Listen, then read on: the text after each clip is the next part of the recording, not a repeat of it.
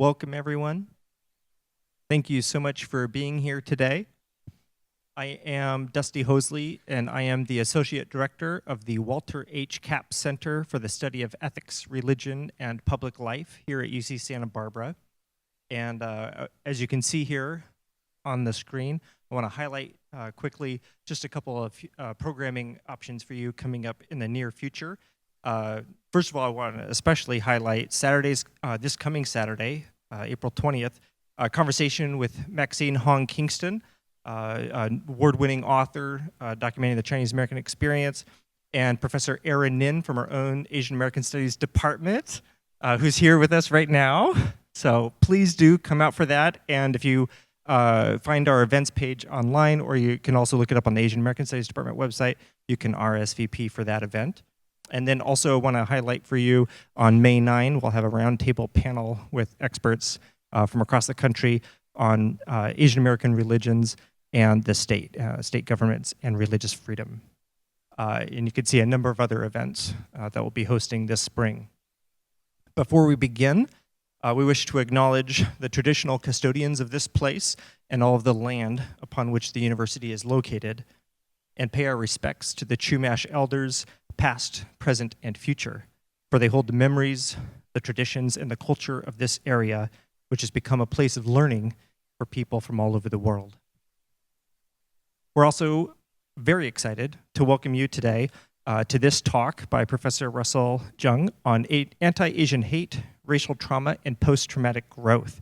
And we're honored that he can be here today. The Capps Center is also grateful to our co-sponsors for this evening's lecture, the Departments of Religious Studies and Asian American Studies, and we're proud to present this event with them. Russell Jeung is Professor of Asian American Studies at San Francisco State University and a co-founder of Stop AAPI Hate. He's the author of many books and articles on race and religion, including Family Sacrifices, The Worldviews and Ethics of Chinese Americans, Faithful Generations, Race and New Asian American Churches, and At Home in Exile, Finding Jesus Among My Ancestors and Refugee Neighbors. In 2020, Russell co-founded Stop AAPI Hate to track instances of bias, harassment, and violence against AAPI people during COVID-19, and to develop community resources and public policy to fight racism. Today's talk emerges from that work. And without further ado, please, let's all welcome Russell Jeung.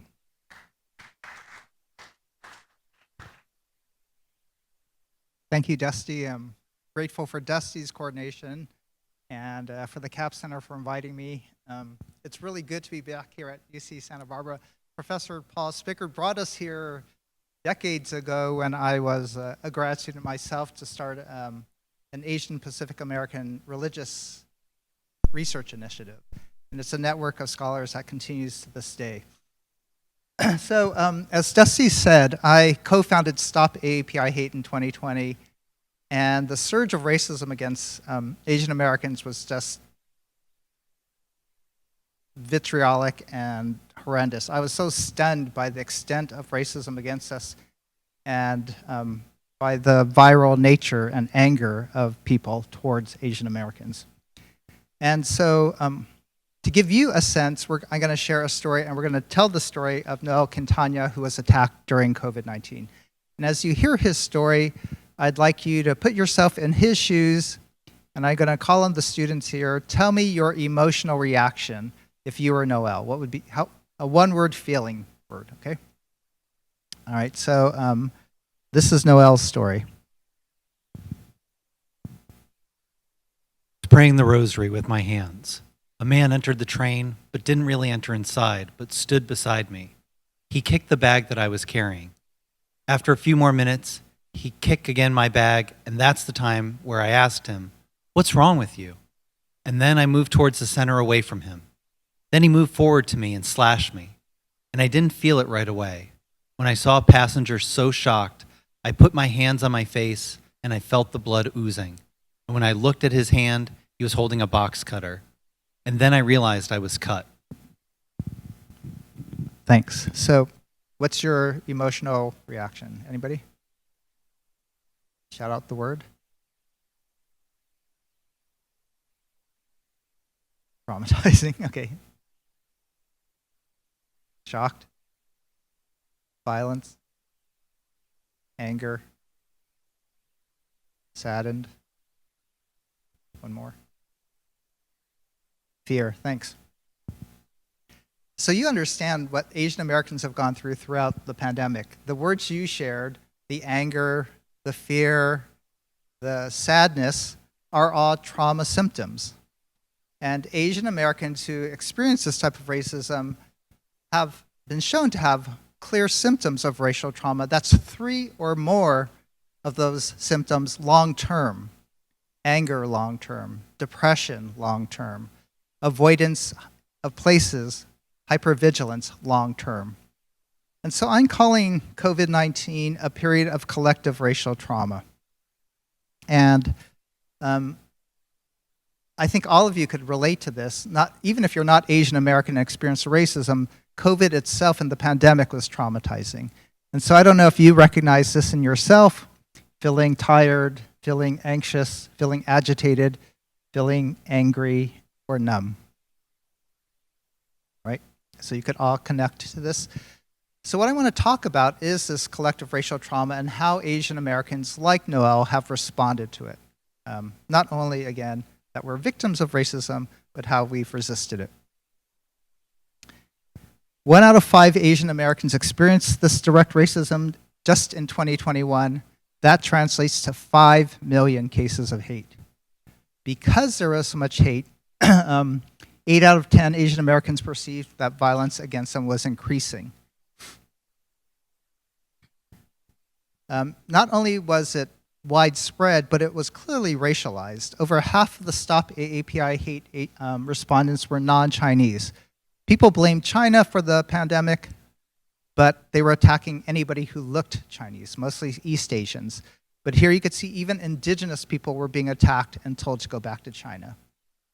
That clearly leads to, and speaks to the racialization of the virus, right? When officials used the term Chinese virus, it did 2 things.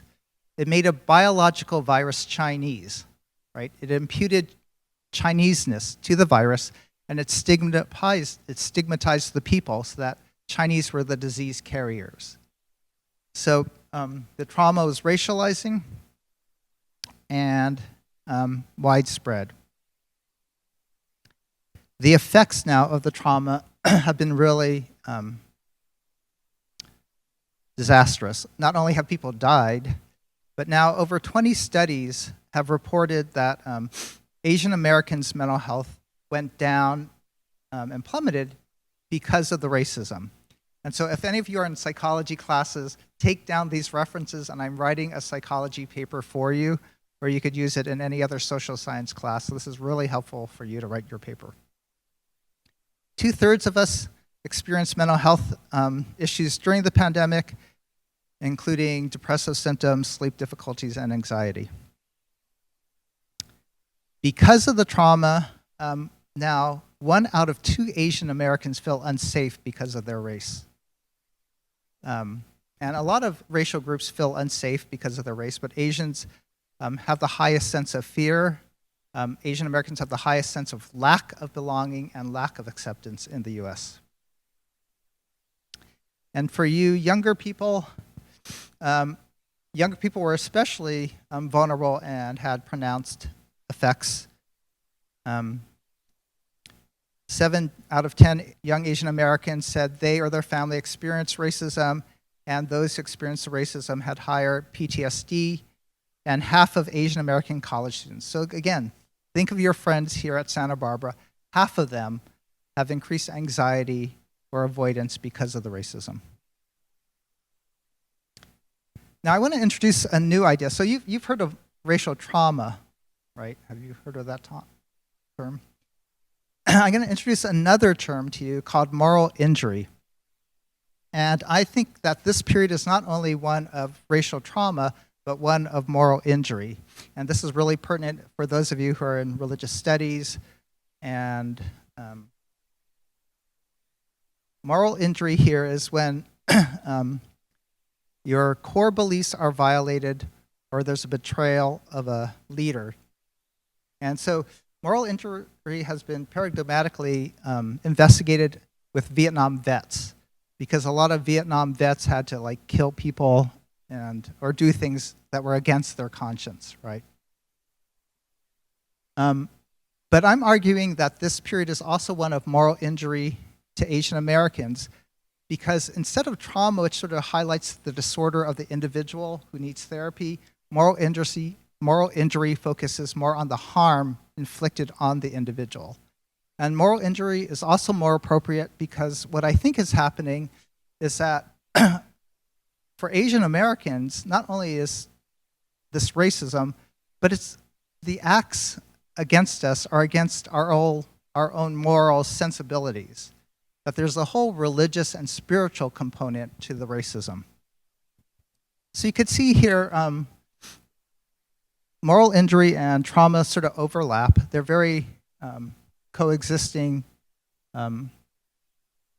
symptoms, but moral injury, so they both have, when you face moral injury or trauma, you face anxiety or anger. But with moral injury, because your conscience is betrayed, you often feel more shame, and that's a very Asian American distinct cultural response.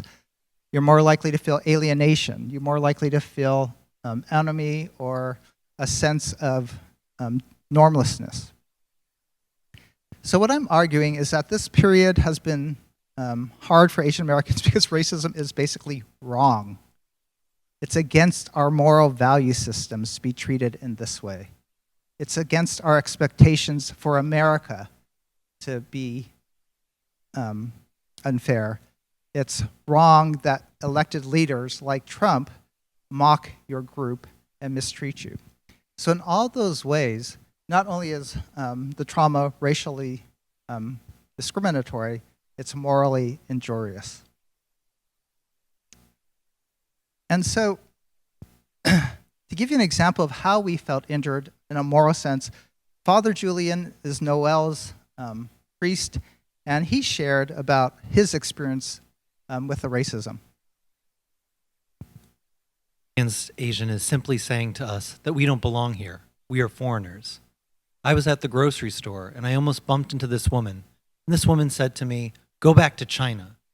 For me, it's a struggle, as an immigrant. I would say that's a reality that I have to deal with every day. That part of the voices in my mind I can hear saying that I don't belong here, that you will forever be a foreigner. So what breaks the moral hearts of Asian Americans is that they spent everything to get to America. They had American dreams, but then those dreams were violated. Those expectations were broken. Those hopes were betrayed. And here, the sense of being excluded is especially harmful for Asians who have a shame-based sort of background, and to be held out or to be excluded in that way is particularly painful. Sure. And this is being filmed. So, to really show you why, how Asians have seen this in a moral way, 3/4 of Asian American youth, we did a youth survey, 3/4 of the teenagers expressed anger as their most common emotion, and that makes sense. You face racism, you're angry because something's wrong and it's unfair. But the second highest emotional response was disappointment, which I thought was really weird. I don't know, why are you disappointed over racism? But for young people, it is disappointing because they didn't expect America to be this way. So, I think it's terrible, absolutely terrible. I think it's demeaning to see fellow Americans ridiculing, harassing, and abusing other Asian Americans. I find it absolutely disgusting how Trump calls it the Chinese virus, which leads to more xenophobia. We should be coming together to overcome this rather than harassing people who aren't at fault. So when you hear this teenager's point of view, it totally makes sense, their disappointment, right? Because he's younger, maybe he's naive and expecting, we're facing a pandemic, let's come together to fight the pandemic. But instead he's shocked how American politicians are more polarizing, and harassing and blaming people rather than coming together. And that's the disappointment. That's the moral injury. So, the period has been one of racial trauma, the period has been one of moral injury, and normally when people face trauma, they go into flight or fight response. And I hope you've heard of that. The fight response, I've heard parents giving their kids mace. Asian American gun sales have increased during the pandemic, right? That's the fight response. And Noel went into flight response. Here you could see he said he panicked. He ran out of the subway. He went out. He was scared and said, "God, why did it happen to me?" And a year later, he still walked away from people to avoid them. That's the flight response. He actually, when people were coming towards him on the sidewalk, he would actually walk on the streets because he realized, or he thought, that oncoming traffic was safer than the people and other pedestrians on the sidewalk. And he says, "I always look at my back so that there's nobody behind me to stab me." That's a trauma response, right? Fight or flight. But I'm only going to talk about how Asian Americans have responded, how Asians like Noel have used culturally responsive ways that I think are more adaptive, that are more helpful, and actually really useful for trauma and for moral injury. And again, you could use this for your psychology papers, but I think it is really interesting how the community has come around in very culturally responsive ways. And very culturally responsive ways using their Asian traditions. So the first one, instead of fighting or fleeing in the face of triggering threats, we can flock. Now think about that. It totally makes sense, right? It's a great metaphor of flocking. You can think of birds coming together or sheep coming together. Flocking in the face of danger is actually now studied to be another trauma response. And it's also called especially for women, they have a hormonal response of oxytocin that leads to the tend and befriend response. So in threats of danger, they tend and they take care of their kids first and they gather with their friends. So the tend and befriend response is the same as the flocking response, and it's now being studied. And that's the first response of Noel. You could see he says, "What helped me most was the support of my family." And he talked to them every day after the attack. He also gained the support of other people, like Father Julian, and then he began to go to rallies where they supported him, including public officials.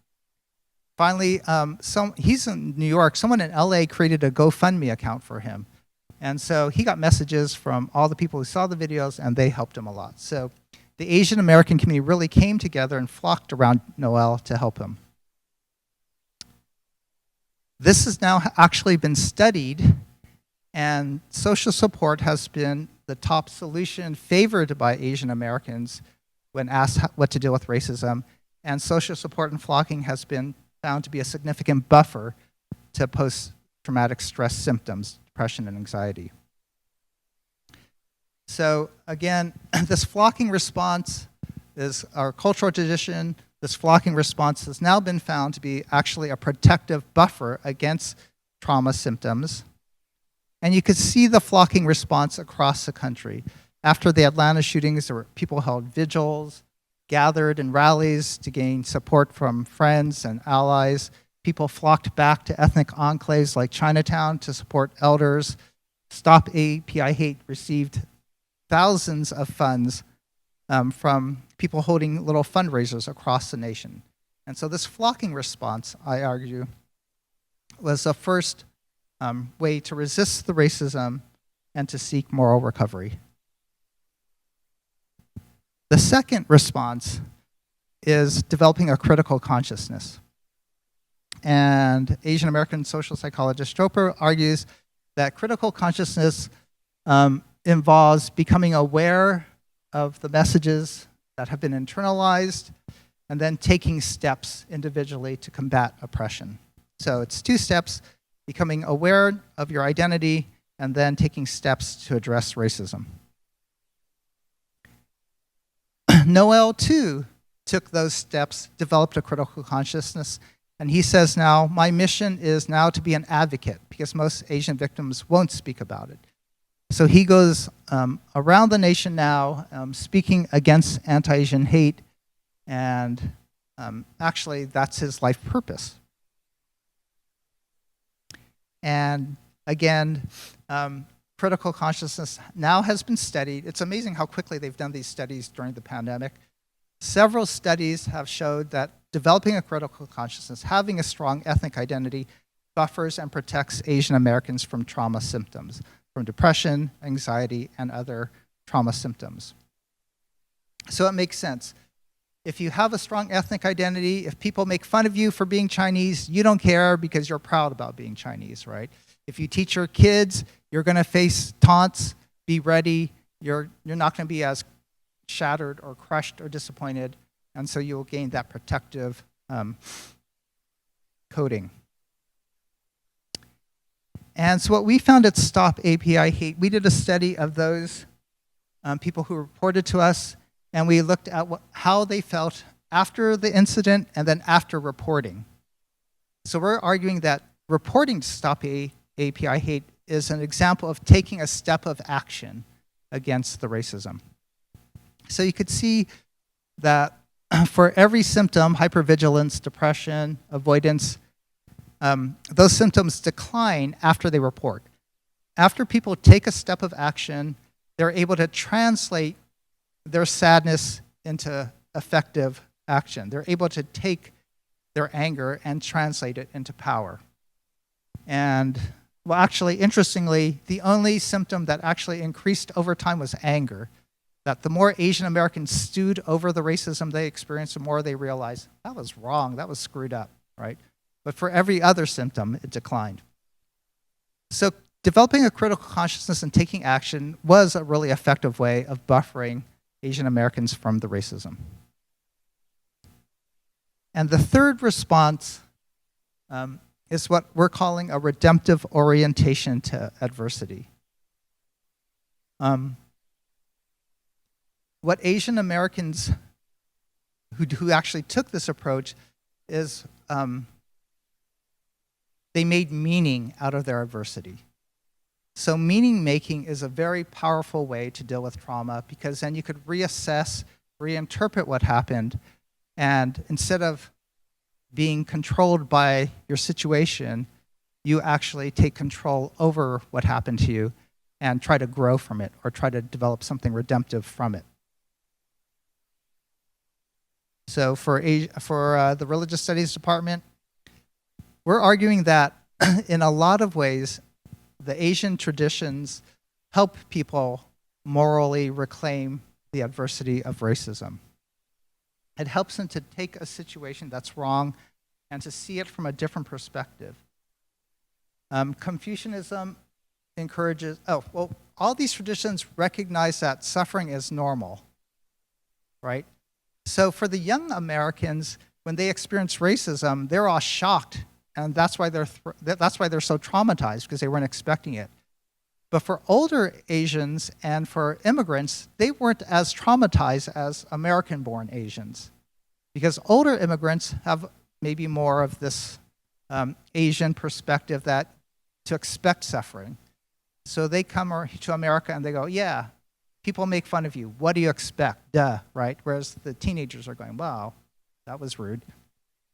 And so from Confucianism, they learn what we're trying to do is not necessarily avoid hardships, but learn to grow virtue from hardships, right? From Taoism, we learn to go with the flow and to be like water. From Buddhism, we learned self-compassion, that people shouldn't treat us that way, and we're all interconnected, so we all have something to learn, and that the people who are perpetrators are also suffering just like we are suffering. So I think a lot of older Asians and Asian immigrants employed their religious traditions to respond to the suffering rather than to be shocked by the suffering. I think this is what younger Asian Americans need to do, is they need to go back and reclaim their ethnic traditions to see what cultural wealth we have, to make it viable and usable for today's context. And Noel especially used his Catholic heritage as a response to the racism. So, Gift, because Noel opened himself to be healed by God. Healing in this case happens when we're able to forgive and let go.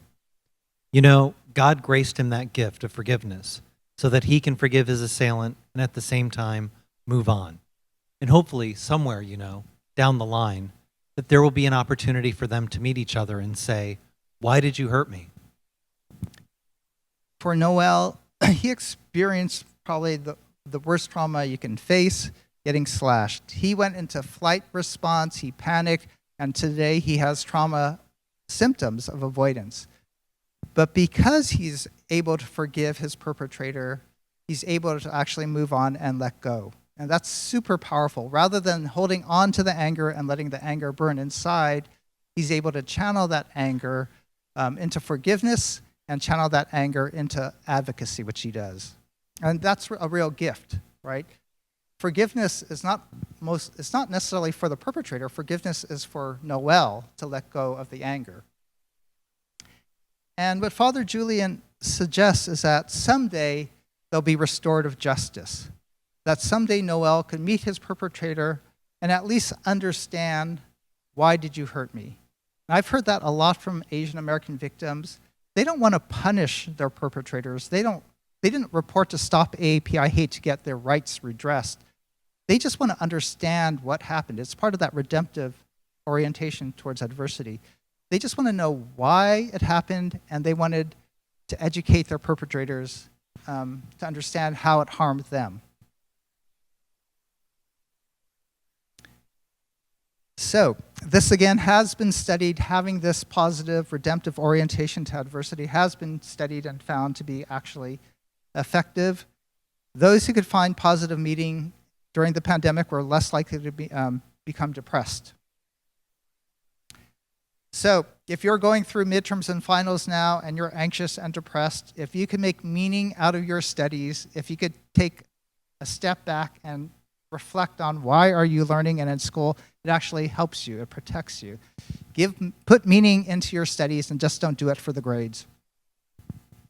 They also found that Asian Americans who had a positive sense of adversity were able to handle bicultural stress.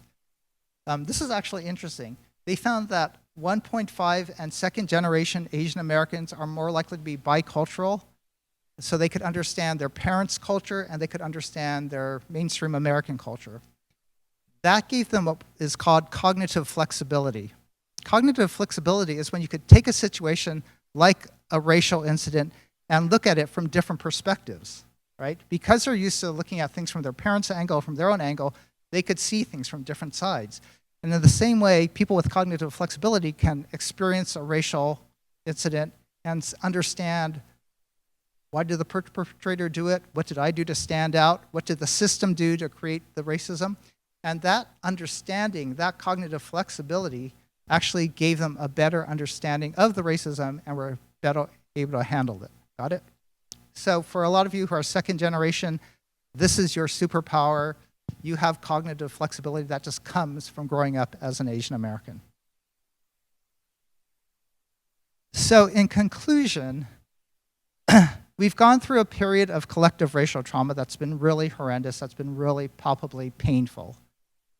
But most people don't suffer from traumatic disorder afterwards. Most people come out of it well and actually stronger.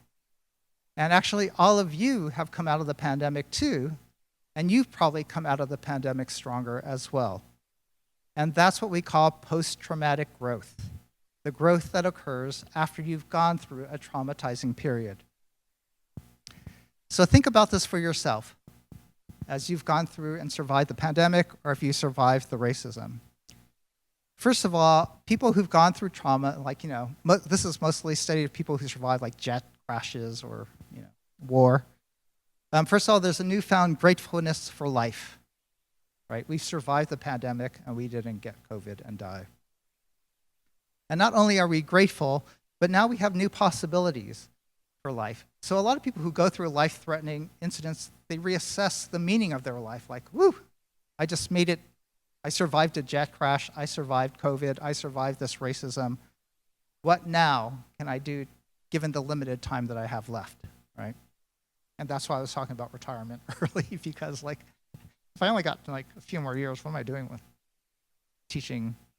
Well, anyway. People realize that they have more personal strength than they think, right? You have resilience. And that's why we say at every graduation now, after the pandemic, congratulations, you've made it through. You've graduated, and you've graduated through the pandemic. Another thing that's grown after the trauma is empathy. And this is really powerful.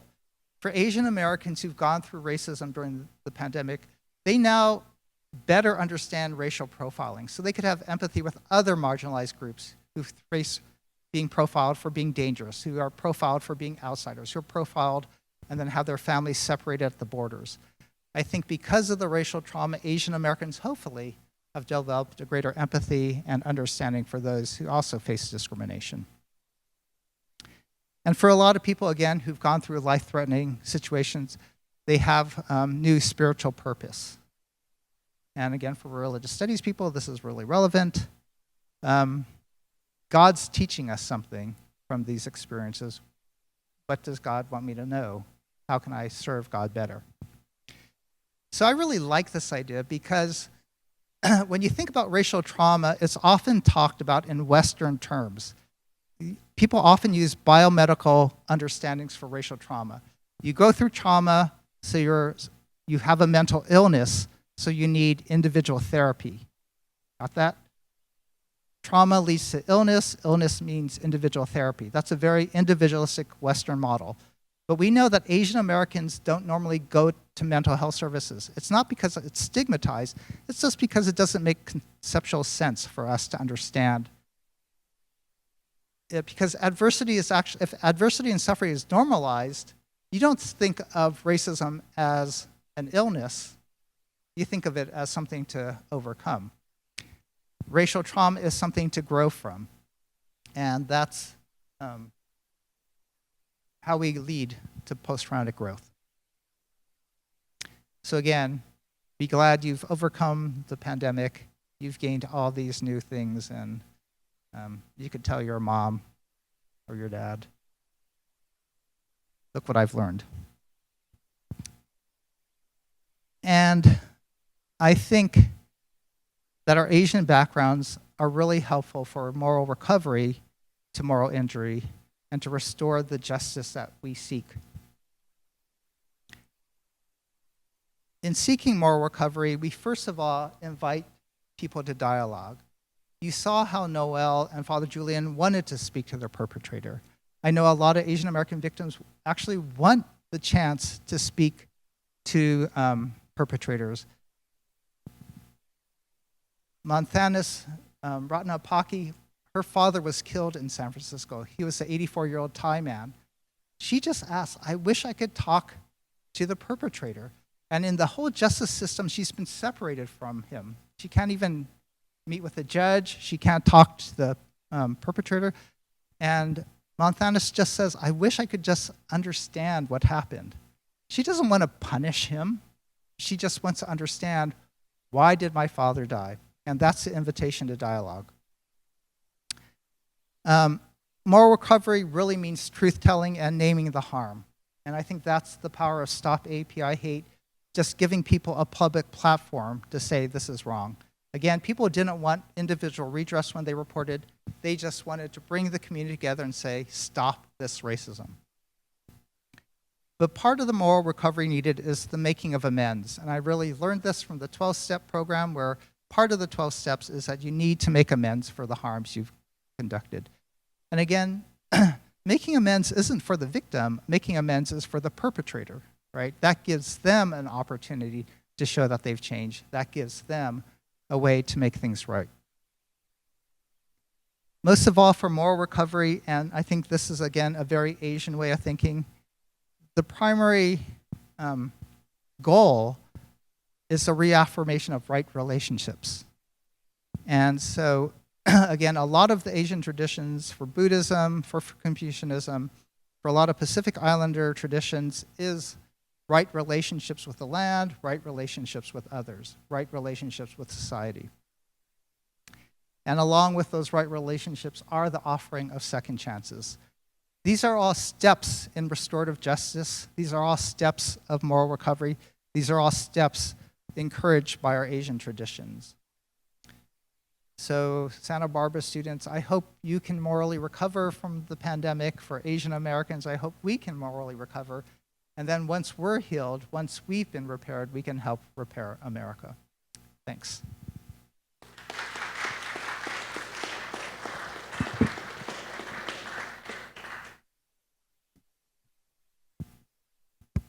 Thank you so much. We have time for Q&A, and Philip, you've got the other microphone, so I will come over there and bring the microphone around. Because this is being recorded, please wait to ask your question until you've got the microphone, and then hold it close to your lips so that we can capture the sound of your voice.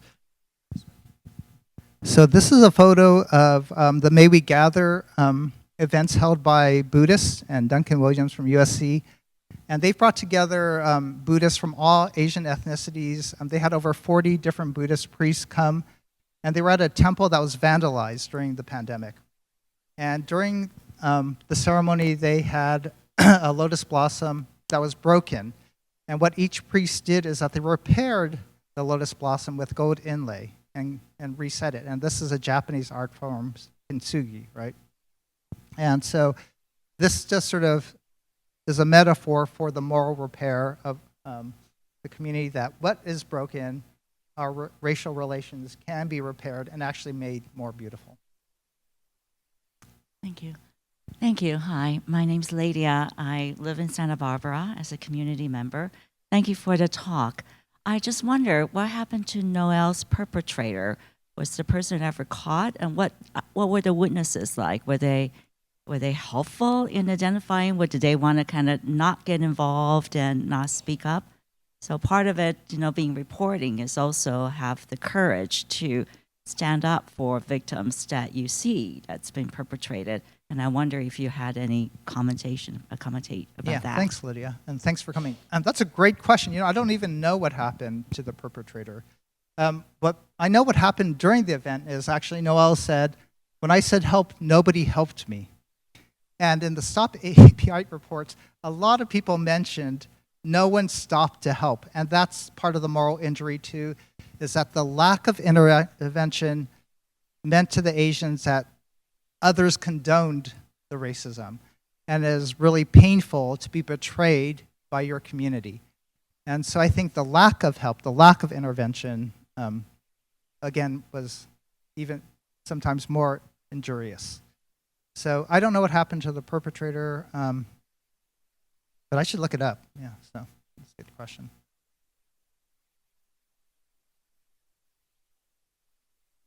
Yeah, get her, and then someone way over here. I was going to make Dusty move.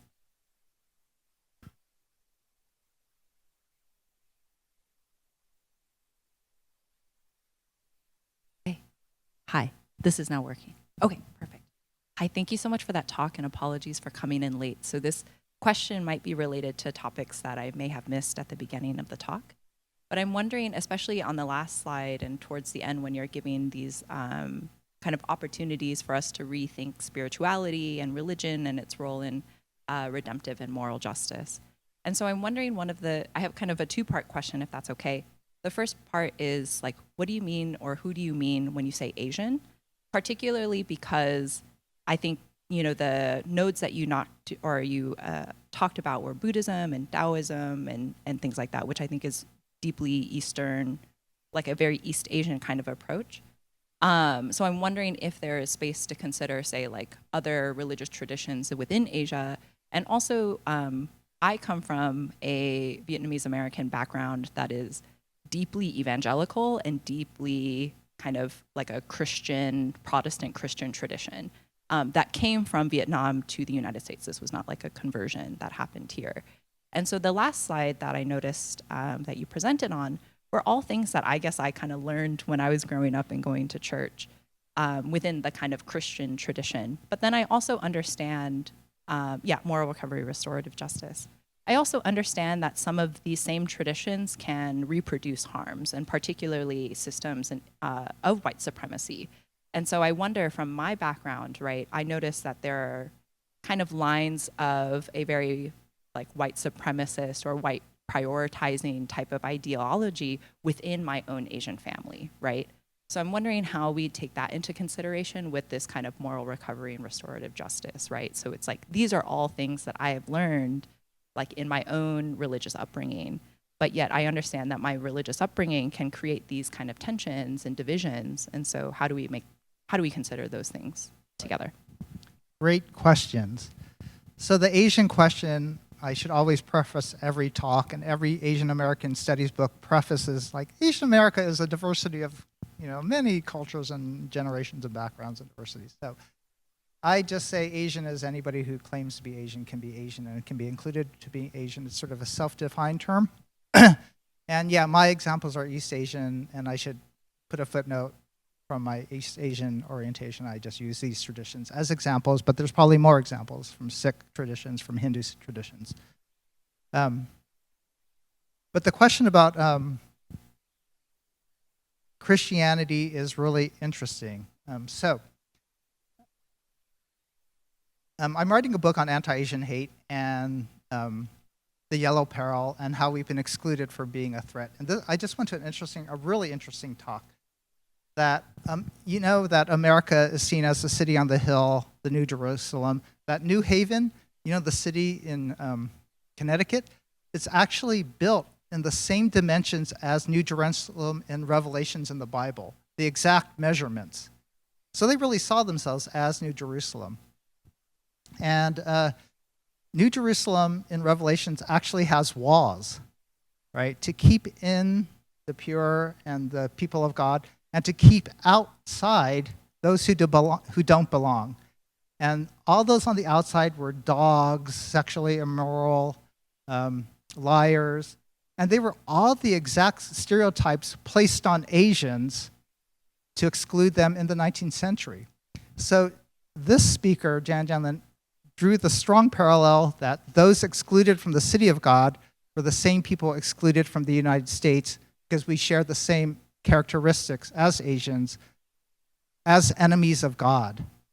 And so Asians were excluded not only because we were economic competition to white workers, and not only because we're invading hordes, but also because we were heathen pagans who were enemies of God. And so Catherine Jin Lum writes about that, but I think that part of the yellow peril, that we're a threat to America's morality, isn't written about enough or discussed about.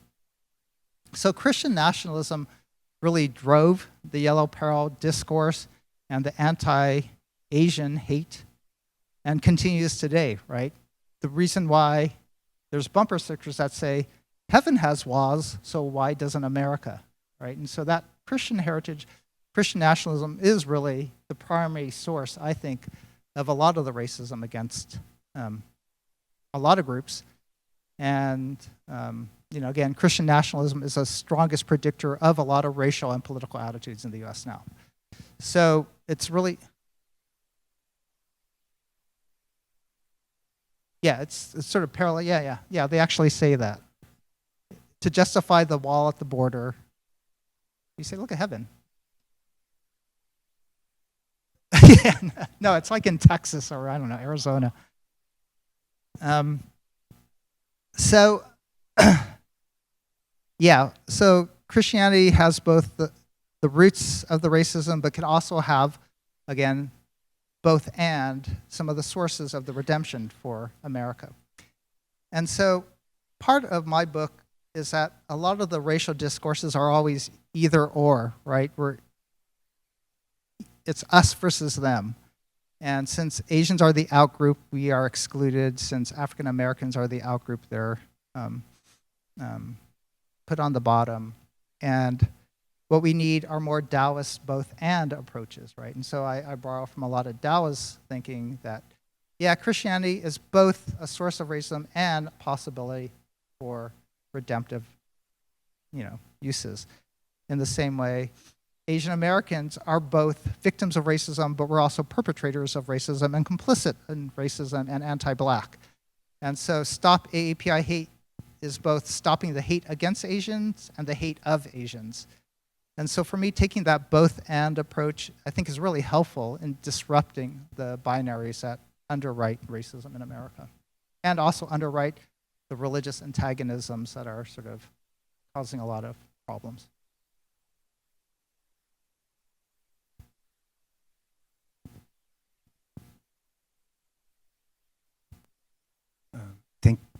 Thank you very much for your talk. Really appreciate it. And as I understand it, the Chinese character for crisis also means opportunity. So I think that's the roots of where that might come from. I was thinking about a third category when you talk about fight or flight. That binary is fight or flight or freeze, because often we'll do that and not know what to do under the circumstances that may arise. So there's that freeze is that third category. And my question is, what can we do about the systemic challenges that we have towards, like that you spoke of, about punitive actions that tend to be the response of the system rather than all the other options for communication and reparations, and et cetera. But to get past the punitive aspects of the systemic problems. Yeah, that's a great question too. I think the source of racism, again, is both the yellow peril narrative and the systemic policies that flow from it, right? And so I think the making amends, naming the harm, and naming that a lot of the harm is the yellow peril stereotype, at least for Asians, and the racist policies to exclude. And then making amends is to change those policies, right? To have educational systems that teach Asian American studies, that have not necessarily more hate crime punishment, but actually more opportunities for dialogue and restorative justice, right? And so I think we need systemic change in order to address the issue. Going to the fight, flight, or flop. I freeze all the time. That's sort of my natural response, I think. And then the other thing people do is, never mind, I won't go on to it. But yeah, there's a lot of trauma responses. There's fight or flight and freeze, and then people fawn. And that's why a lot of Asians go into this fawning. We're afraid of authority, so we'll just be really obsequious and, become small. That's a trauma response that they say has been colonized, or part of our colonization. So there's a lot of trauma responses. I really like the flocking one, so I'm claiming that one. But yeah, I think we need systemic and structural change. And I should actually maybe highlight that as part of the moral recovery process. This thing is all new. People don't think of moral injury in this way. They don't think of racism as a moral issue. And then how to make things right, how to repair our morals in our society is sort of an interesting question, right? Like, this rebuilds trust among individuals. Can we rebuild trust in American institutions when people of color feel so excluded, right? Do we want to rebuild trust, or should we? So it makes me think. Trauma is a fear-based symptom. Moral injury is a betrayal-based syndrome. And so if you're betrayed, you need to restore trust. But do we want to restore trust in America? Should we? Young people, do you have any trust in your systems and any authorities? Like, no, it's a good question to ask. Or I'm sort of worried about. Hi, is this working?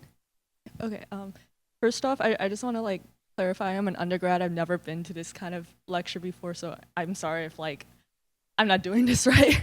But I was wondering if you have any insight on how basically different areas of the U.S., different geography, how that may have affected maybe the different prevalence of hate crimes, or the different intensity of attack, or even something different responses from the local communities or local governments. because I used to live in South Dakota, in Montana, where the Asian population is like 1%, which is very different, of course, you know, from California or. So it's kind of like I have been wondering like how much a role geography and location play on like, I guess like how Asian Americans are accepted in our community, how the pandemic affected all of that. I don't know, just like geography, like if that played a role. That's a great question. You should write a paper on it. Everything is, you should write a paper on it. Yeah, you want to answer? I did a little bit of research on this, and from what I read, it is counterintuitive, actually, that a lot more of, disproportionately more, far disproportionately more of the attacks happened in what we think of as liberal bastions. So cities like New York and San Francisco. And that in areas where there weren't that many Asians, it just wasn't enough for people to be hostile and in that kind of active capacity. And so I think the sense of betrayal is in that sense even deeper, right? That where we think we are safest, we were least.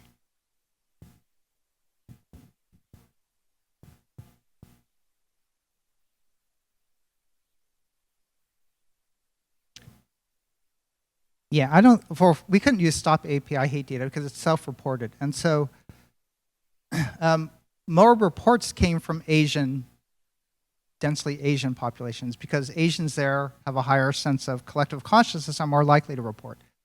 So I think that, yeah, a lot of hate incidents occurred in dense public places because that's where people came in close public contact with other Asians.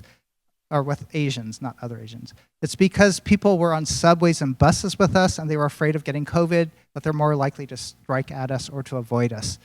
But if you're in South Dakota, you don't see another person for 30 miles and it's like, go back to China, you know, and it's like far away in a car. It's like, you're not going to report that because it's, so I think national surveys say it happens everywhere, right, the racism. But we just got more reports from Asians, from Asian communities, at least Stop AAPI Hate. Other studies, and they just do a Google search on this. Clearly, Republican counties have higher rates of anti-Asian hate on Twitter and in incidents in prejudice. So that's been correlated. And Christian nationalist counties have been proven to be a little bit more racist. I'm a pastor in a Japanese American church and lived in Japan about 19 years. And to me, Christian nationalism is not really biblical Christianity. And so I think it's very harmful. And in our church, even though about 2/3 are Japanese descent, we do have African Americans and Hispanics, and we try to emphasize from Revelation that says there will be people from every tribe, nation, and tongue around the throne of God, and that I was just wondering if there's an effort to bring the different minority groups in America together, if that would be a help, because that's kind of a goal in our church. The other thing was, in Japan, I was surprised to hear you say that people didn't expect to encounter racism here, because people in Japan always told me, boy, you're a very racist country in America. And I said, yes, it is a problem, because they were very familiar with the civil rights battles of the 60s and things. And to me, more Americans are ignorant of our history of racism than foreigners at times. But I was curious if you think trying to get all the minority groups more mingling together would be a solution. Yeah, I think that is really helpful. So the idea of white supremacy, that it doesn't impact people of color, I think is sort of erroneous, that African Americans could adopt a white supremacist thinking, Asians could adopt white supremacist thinking. It doesn't mean like whites are superior, it just means we can have perspectives and implicit biases against people of color, because that's sort of the environment that we're around, that we get these ideas. So even myself, if I saw an Asian person wearing a mask coming down the street early in COVID and a non-Asian walking down without a mask, I'd be more scared of the Asian, right? Because they're more likely to have COVID just because of the way it came from China. And so even I had that implicit bias, right? And so I think we're all sort of susceptible to racist thinking, and that's why it's both and, right? We're all complicit in this system. And that's why getting communities of color together for Asians to combat their anti-blackness and for blacks to confront their anti-Asianness would be really helpful. And I think I've seen a lot of coalitional works to do so now. And what happened during COVID for the Asian American community is the media portrayed a lot of hate crimes because that's what gets on the news, not the normal hate incidents where we're shunned or just harassed, but the crimes. And you don't know, actually, if they were hate crimes because nothing was said. We were just like victims of robbery or victims of homicide. But they're calling it a hate crime just because it happened during this period. And then oftentimes the perpetrators were African American because they were in urban settings, right? And so they're not showing the violent crime against black on black, but it's more spectacular. You gain more of an audience to show black on Asian crime. And so the Asian American community began to pick up on that and said, oh, anti-Asian hate is perpetrated by African Americans, and we should really focus on that. And that just led to, again, it perpetuates the criminalization of African Americans, and the push for hate crime enforcement leads to, again, more policing of the communities. And so other parts of the Asian American community say it's not about hate crimes, that's more sensationalized. We need to come together in solidarity to address the racism that both groups face. We have to come together to, create community safety for both groups where we all live together. And so I think coming together really is necessary and continues to be necessary. Yeah? I'll tell you. Now, it's for the Zoom people. Remind me to tell you my my insider Asian black crime story. It's interesting. My name is Therese, and I'm a Santa Barbara community member, lived here for a long time. I wanted to address what is being done in the Santa Barbara community to bring together people of all color. So I'm one of the founders, I think my husband, my friend. We have the Santa Barbara Association of Santa Barbara County. That was formulated about 4 or 5 years ago. We bring people together to celebrate Chinese New Year, Dragon Boat Festival, it's a potluck. The other thing that I have also have been involved in from the beginning, under a nonprofit in Santa Barbara, the Santa Barbara Trust for Historic Preservation. If those of you who are not familiar with Santa Barbara, there is areas where the Chinese and Japanese lived in the late 1800s, early 1900s. Cannon Perdido. It looks like you're a Santa Barbara person. So what we have done under the Santa Barbara Trust for Historic Preservation, we have an Asian American affinity group. And we're going into our 15th year of hosting the Asian American Film Series in July, and the Asian American Neighborhood Festival in October. And we bring people together. And these films, we are always showing films that, right now our committee is looking at films that discusses internment issues, socialization. So we look at films from all of the Asian American films only, not foreign films. And in October, for our Asian American Neighborhood Festival, we bring a lot of different performers together, whether it could be the gamelan group from Indonesia, taiko drumming, the lion dance, martial arts. These are things in our community that brings people together. And it also, I think what the pastor was saying, bringing more awareness. And I think one of our ways, we agree with flocking. A lot of our friends came together during COVID to talk about what we were feeling. But we also continued with these programs because we feel that these are the things that brings the community together. We cannot hide. We are here. We belong here. And so if you have these programs wherever you're at, join them, be a part of it. lectures. I saw your ad in Independent. We wanted to come and listen to you, so it's great. Talk about other opportunities you may speak to in other groups in Santa Barbara. So thank you. Yeah, thank you.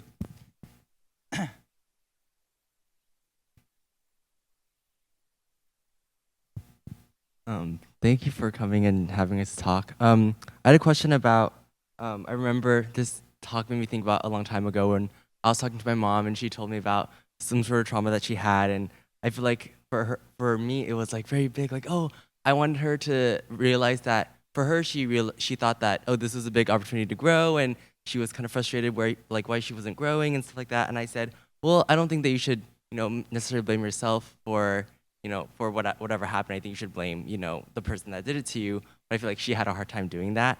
And so for me, I just realized, I was like, oh, I think this is kind of like an intergenerational kind of her way of seeing how she should deal with trauma and how I think kind of the world works. And I'm like, oh, those people are bad and they did bad thing too. So I guess within kind of moral recovery and this idea of naming harm, have you noticed kind of an intergenerational kind of, intergenerational kind of difference between kind of second gen Asian Americans versus immigrants and how they deal with trauma,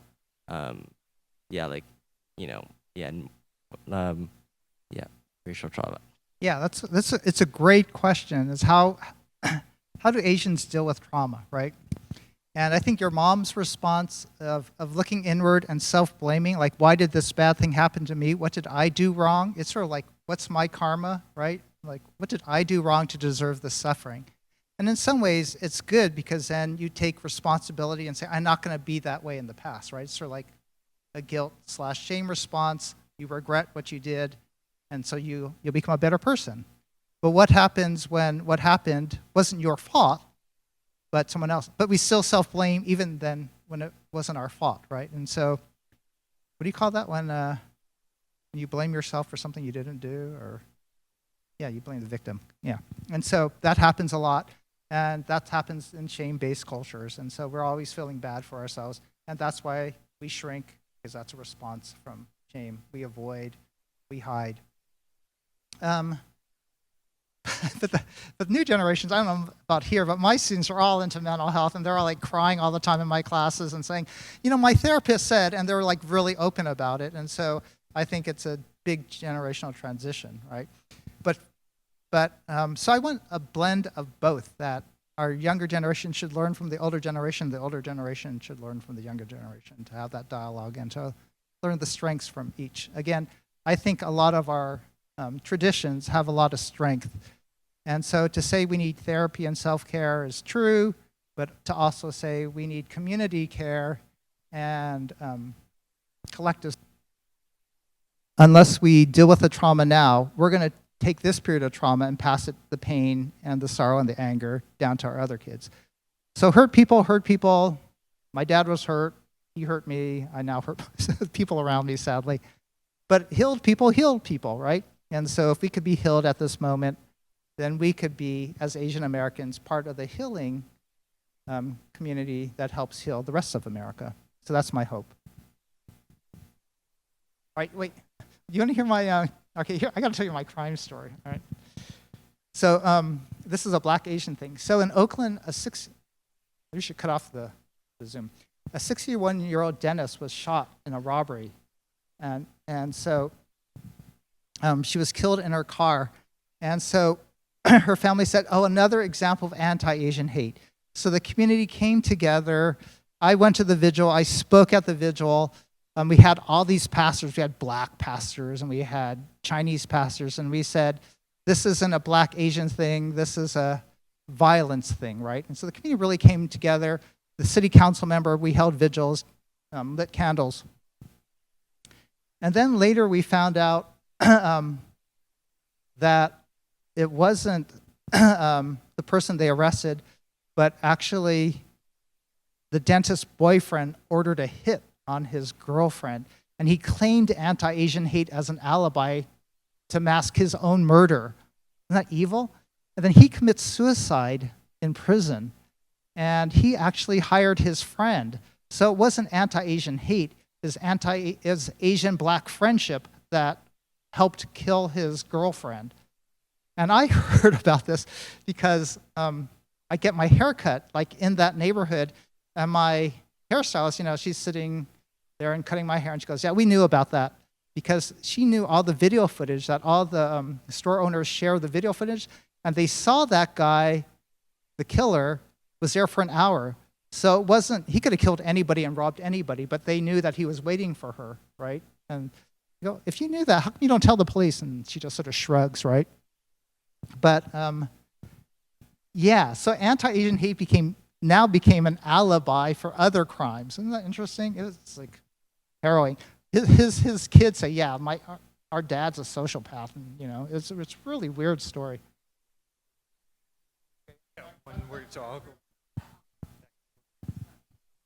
Thank you.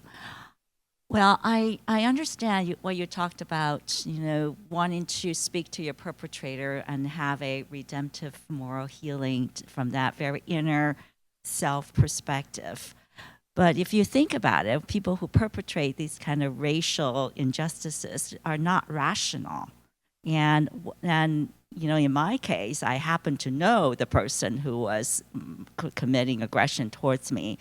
And when pressed about why did you, you know, go back to where you come from, you're blah, blah, blah, you know, racial, you know, gender slurs, he claims that he didn't mean for me to go back to China. He wanted me to just go back to Chicago. I mean, and how does that going back to Chicago be okay? Back to Chicago, Chinatown, maybe? I don't understand. So it became clear to me, talking to these people, I'm not getting anywhere. And then when it's pushed some more, he justified himself for doing all this because he said, I stole a rock. And that was the end of my conversation with him. I don't know where I'm trying to go. So I'm not quite sure, in your perspective, in the ultimate confrontation, what would be gained from talking to these kind of perpetrators, and what kind of additional healing might you feel that you can gain? Thanks for ripping the idea of restorative justice, but that's the problem of it, right? So you need to hold people accountable too, right? Restorative justice doesn't mean we just talk and then everything's all happy and we're friends again. They're still held accountable for their actions, but the dialogue gives the victim a chance and have a voice in the process, whereas most of our justice system, they're silenced. And the hope is that the perpetrator will learn from it and make amends, right? And so they'll say they're sorry and want to change, but in your case, he didn't, right? And so it wasn't a restorative justice process, it just didn't work. And that could happen a lot, and that's when other justice systems kick in. But the best case scenario is that we just don't lock them up and never see them again, which actually leads to more hate and continues the racism. You got to stop the racism somehow, and hopefully we got to educate people so that they make change, right? And we as Asians, need to look in ourselves too and make the change first. I feel like a Michael Jackson song, but yeah. So it's both and that the process gives Asians a voice, and a lot of times Asians don't even want the voice. So we don't want to say anything because we're so avoidant. And it's good for Asians to actually share what's wrong, to verbalize it, to express the pain, I think, because again, it externalizes it, because I adopt Western perspectives on therapy.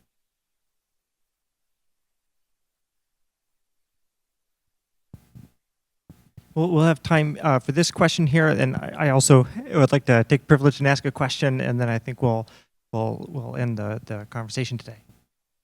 Thanks for doing this presentation. I've really enjoyed it.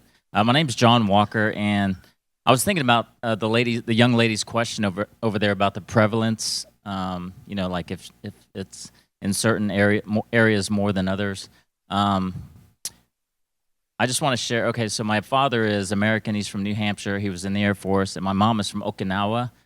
They met at Kadena Air Force Base in Japan, and I'm 57 years old. And over the last 3 decades, I've never experienced any racial attacks or anything like that. But in high school, when I was in high school back in the early 1980s, I graduated in '84. My last 3 years of high school, I did experience a lot of, like, I guess you would call it racism for being a Japanese American. And I really think the reason, and you won't hear this anywhere really, but I really think the reason behind it was because of all the programming from Hollywood. Like, I mean, I just remember watching all these movies like Tora, Tora, Tora, or Midway, or, you know, these Pearl Harbor movies, and man, I really felt bad going into school the very next day after those movies were released. And I would get teased, and I would get called names, and but I never really, you know, at the time, I never really correlated the two. And so I think, you know, to your question about the prevalence, I think it makes a big difference on what people are watching, like what people in North Dakota are watching, what programming, if they're watching Fox News, if they're watching certain movies, it really affects their behavior and thinking. And so, you know, you mentioned in your slide about Trump mentioning the China virus. I mean, if he's saying that multiple times, people are going to think that, you know. And so when they look at a Chinese American, you know, they're just going to kind of think that because it's in their heads. So I think a lot of it has to do with the mass, you know, media programming that's out there, and that everyone is watching in their living room, in their bedroom every single day.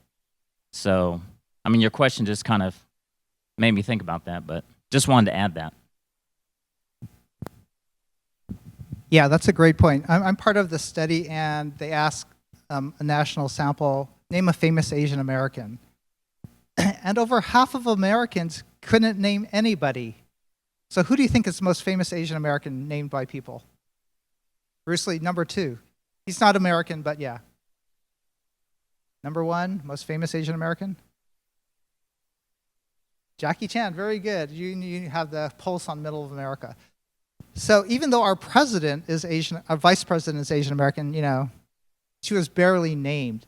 So half of America can't name a famous Asian American. So part of it is the invisibility that leads to this thinking that they don't belong in America, we could exclude them. But the few representations are, for women, are fetishized and hypersexualized. And that's why you see the Atlanta shootings, where this guy with a sex addiction goes and kills those at Asian massage parlors. He says it's not racially motivated, but you have to suspect why, if he had a sexual addiction, he could have gone anywhere. Why did he drive out of his way to go shoot up an Asian massage parlor? Why did he want to kill the temptation there versus the temptation anywhere else? So I think, yeah, media representations really do shape our implicit bias and our thinking. Relatedly, the study asked, name a famous or an important Asian American historical event or policy. They couldn't name anything, you know. It's like, so, yeah, we're sort of invisible to most Americans, but the few images, I think most of the Hollywood representations of Asian women were as prostitutes before Crazy Rich Asians. So now we're just either Crazy Rich or, yeah. But she wants to make one last. Yeah, go ahead. Yep. Yeah, please. So just kind of adding on to your, like, what you were saying earlier about, like, the mass media. I mean, obviously I'm not a scholar, but from my own lived experience, I think also, like, how non-Asians react to, like, Asian Americans has to do with kind of like the level of assimilation or acculturation the Asian community in that area has. Because I know when I lived in South Dakota, well, okay, so first, I actually calculated the numbers. There were 300 Chinese people in the city I lived in. It was the largest city. So that's not very big. And what I grew up around was that all of the Asian Americans I knew were, like, very recent immigrants, not completely fluent in English, usually arrived on, like, something like an H-1B visa. You know, because, you know, nobody really chooses to move to South Dakota if they're over there. It's usually because, you know, they finally got an employer in South Dakota who was willing to sponsor them in the U.S. So basically, they weren't very well assimilated with the rest of the city, and it kind of like, you know, it's very hard to establish dialogue between different communities when, you know, like you have a language barrier, you have like that huge cultural barrier, and then, you know, when I came here, suddenly there was like you know, like I met 5th generation Japanese Americans. I'm like, oh my God, I never knew that was a thing. There's like a lot more of like a, you know, like a more, I guess, like more generations, more roots over here on the West Coast, and like a lot of people, you know, like a lot more Asian Americans who are like fluent in English, who like could go past that like cultural barrier, just like a lot more well integrated. So I guess like, you know, like the mass media thing is definitely like a factor, but I would also add like the assimilation thing too, and like how like the different areas people live in, and like how I guess the immigration system kind of like plays into that too. Actually, North and South Dakota are proportionally the highest growing Asian American migration states in the United States right now. So to discount the Midwest as like a specific, like, you know, aberration because there's not a lot of people there, there's a certain type of ideology that holds true against, say, the West Coast, I think is being deeply challenged these days.